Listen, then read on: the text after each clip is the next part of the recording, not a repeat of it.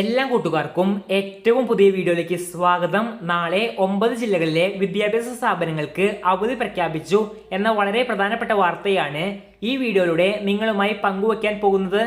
ഇതുപോലുള്ള വിദ്യാഭ്യാസ വാർത്തകൾ, മഴ മൂലമുള്ള അവധി അറിയിപ്പുകൾ, ബന്ദ്, സമരം എന്നീ വാർത്തകൾ എല്ലാം കൃത്യമായി തത്സമയം നൽകുന്ന ചാനലാണ്. അതുകൊണ്ട് ഇങ്ങനെയുള്ള വാർത്തകൾ തത്സമയം ലഭിക്കുവാൻ ഇപ്പോൾ തന്നെ ചാനൽ സബ്സ്ക്രൈബ് ചെയ്തു വയ്ക്കുക. യഥാസമയം നിങ്ങളിലേക്ക് വാർത്തകൾ എത്തിച്ചിരിക്കും. ഈ വീഡിയോ ലൈക്ക് ചെയ്ത് നിങ്ങളുടെ സുഹൃത്തുക്കൾക്ക് ഷെയർ ചെയ്യാനും ശ്രദ്ധിക്കുക. അപ്പോൾ നമുക്ക് നേരെ വീഡിയോയിലേക്ക് പോകാം.